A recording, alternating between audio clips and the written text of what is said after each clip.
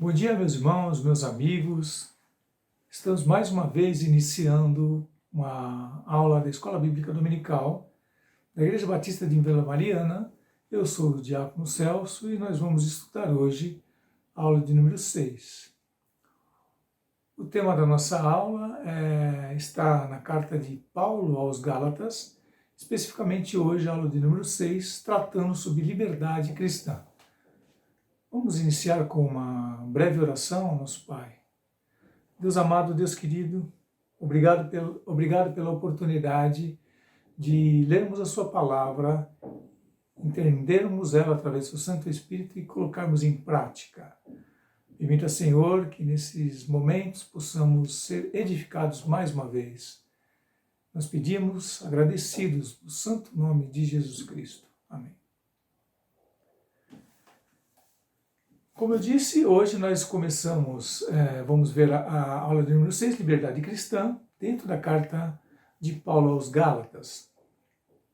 Eu gostaria de fazer uma breve síntese, um pouco diferente da revista, mas uma breve síntese da carta aos Gálatas, para que então nós consigamos inserir a aula de hoje neste contexto.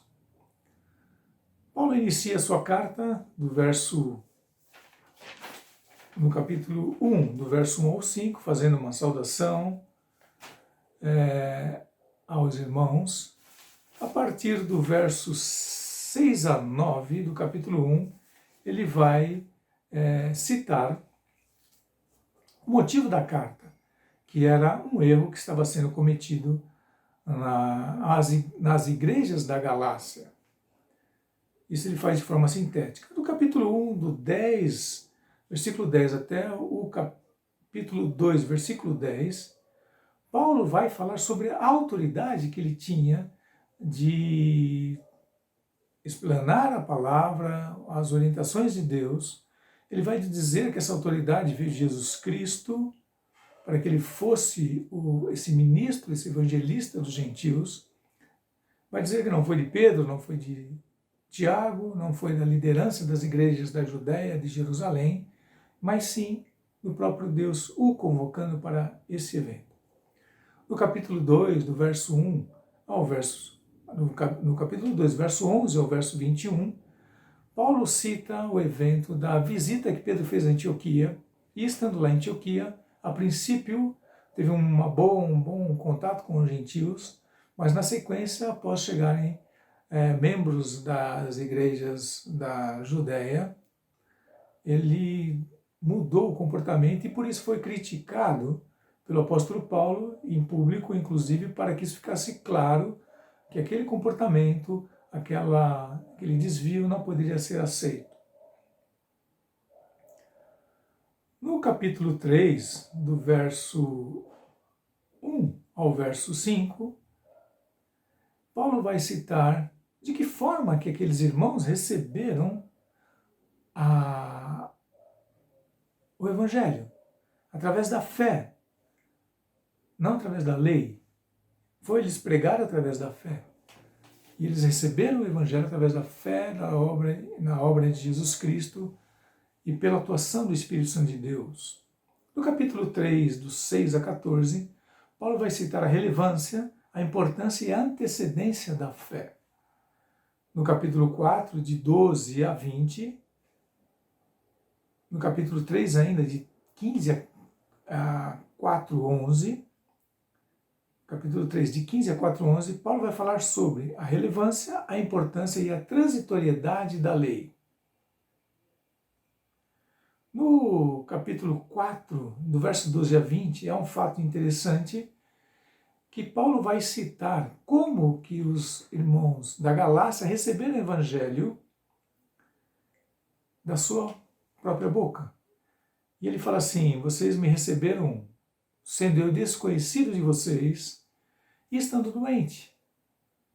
O evangelho que foi pregado a vocês foi comigo nessa situação, um desconhecido e doente. E vocês receberam e creram neste evangelho. Certamente não foi pelo poder de Paulo ou a influência de Paulo, mas claramente através da fé desenvolvida e concedida pelo Espírito Santo de Deus. Paulo continua no capítulo 4, do 21 a 31, citando a alegoria que existe na história real de Sara e Agar, esposas de Abraão. Uma alegoria sobre fé e lei. Entramos aí no capítulo 5, do verso de número 1 a 15, tema desta aula, que é a liberdade cristã. Paulo segue do 16 ao 26 no capítulo 5, falando sobre as obras da carne, as obras do Espírito, na próxima aula.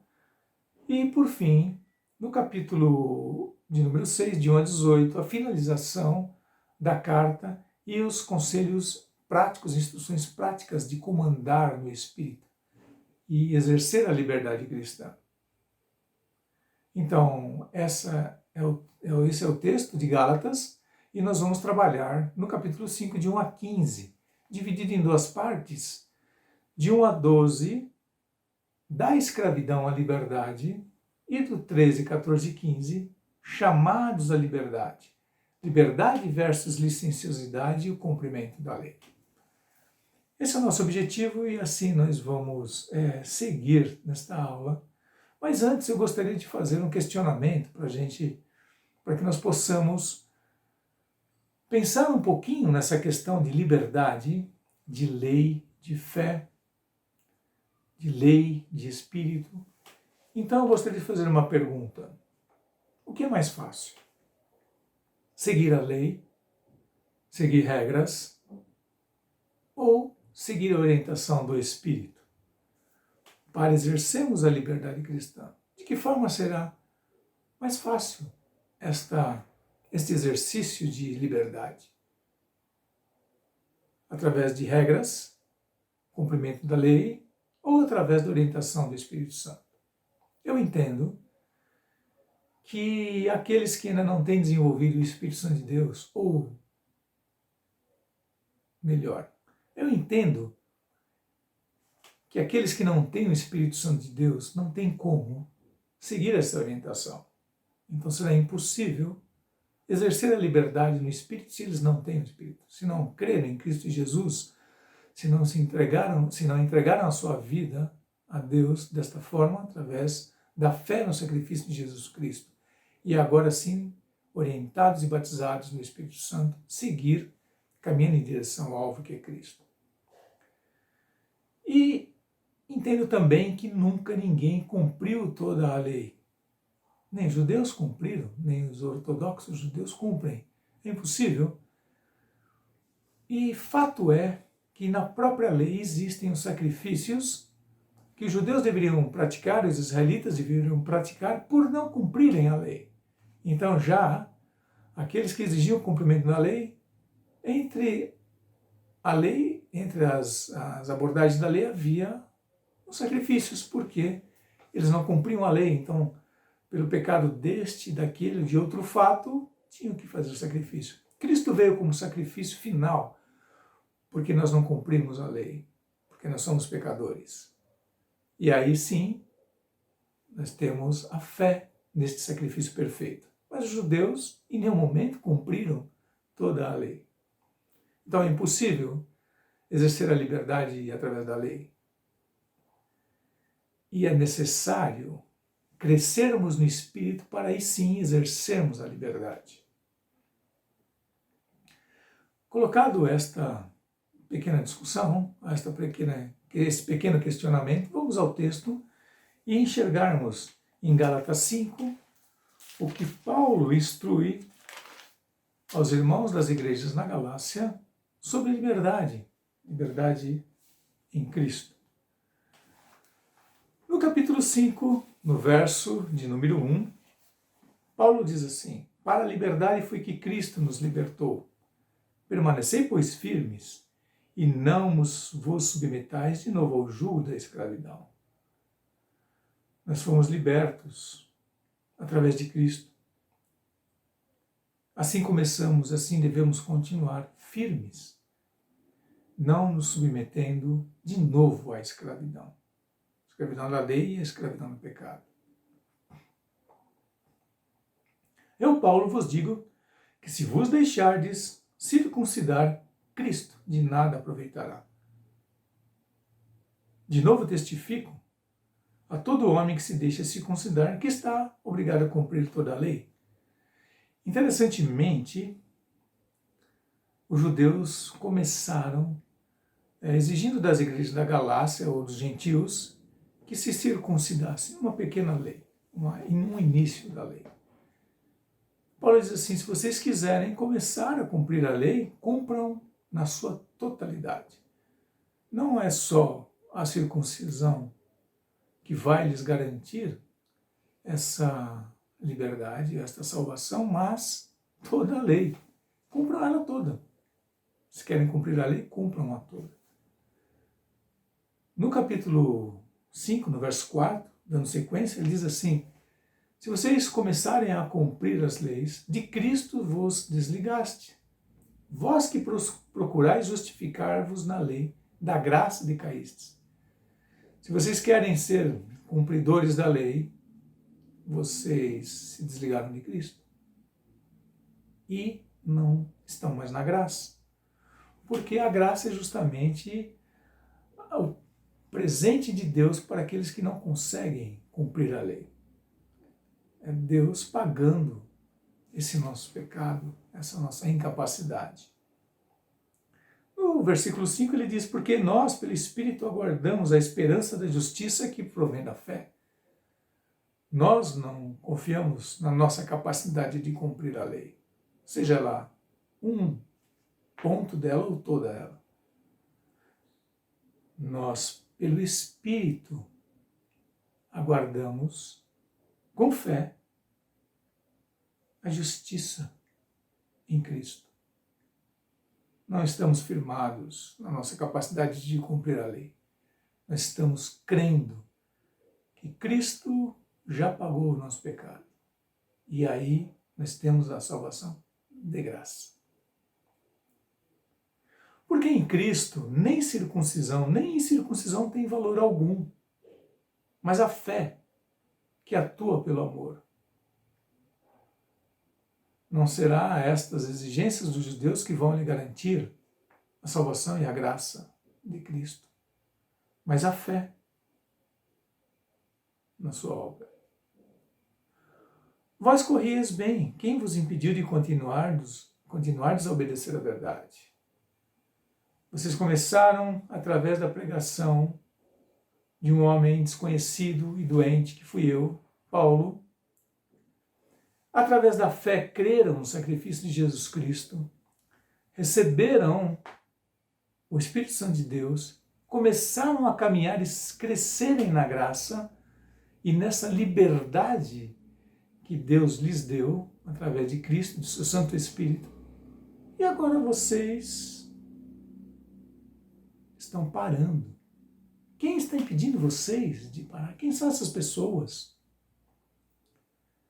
E aí, Paulo explica que esta persuasão, esta orientação não vem de Deus, não é divina. No versículo 9 ele fala, um pouco de fermento leveda toda a massa. Uma pequena questão que é o cumprimento da circuncisão vai estragar tudo, e já está estragando. Atentem a isso. E Paulo fala assim, eu confio no Senhor, que não alimentareis nenhum outro sentimento, mas aquele que vos perturba, seja quem for, sofrerá condenação. Eu creio que vocês não alimentarão esses sentimentos, continuarão com a fé e o amor na obra de Cristo. Mas tenho certeza de que aquele que vos estão desorientando sofrerá um castigo. Aquele que vos estão atrapalhando a caminhada de vocês no crescimento será punido. Eu, porém, irmãos, no verso 11, se ainda prego a circuncisão, por que continuo sendo perseguido? Logo está desfeito o escândalo da cruz. Alegavam, inclusive, esses judeus, essa nova igreja, da Judéia, que Paulo também pregava a circuncisão. Ele falou, não, eu não prego a circuncisão e por isso eu sou perseguido. por isso eu sofro essa perseguição. Tomara até se mutilassem aqueles que vos incitam à rebeldia. Se eles exigem de vocês que façam essa cirurgia, a circuncisão, que eles se mutilem então. Isso vai trazer algumas questões para os gentios da época, os gálatas. Porque as religiões dos gentios pregavam o sacrifício do próprio corpo, a mutilação do corpo. Veja, vocês estão voltando àquilo que vocês já saíram, da onde vocês foram tirados. Se esses homens querem vos trazer a isso de novo, que eles façam a mutilação, não vocês. Então, Deus orienta os gálatas através de Paulo que não, eles não podem voltar a isso. No versículo 13, 14 e 15, Paulo vai abordar sobre essa liberdade, a liberdade do amor. Diz assim, eu vou ler os 3 versículos. Porque vós, irmãos, fostes chamados à liberdade, porém, não useis da liberdade para dar ocasião à carne. Sede antes servos uns dos outros, porque toda a lei se cumpre em um só preceito, a saber, amarás o teu próximo como a ti mesmo. Se vós, porém, vos mordeis, devorais uns aos outros, vede que não sejais mutuamente destruídos. Olhem que interessante. Paulo está dizendo que esse fermento que estavam sendo trazido, que era voltar às leis, às regras, tanto as leis quanto as regras impostas pelos rabinos da época, estava gerando um desamor, uma falta de amor. Eles não estavam se servindo uns aos outros, mas estavam se mordendo uns aos outros. Estava gerando contenda. Esse fermento estava fermentando já e trazendo discórdia entre os irmãos, a ponto de se destruírem. Olha a importância da igreja da Galácia para os próprios judeus cristãos. Eles deveriam instruir, servir aos judeus da Galácia, instruindo eles sobre a visão dessa liberdade no espírito e não estarem mais presos às leis e regras dos rabinos.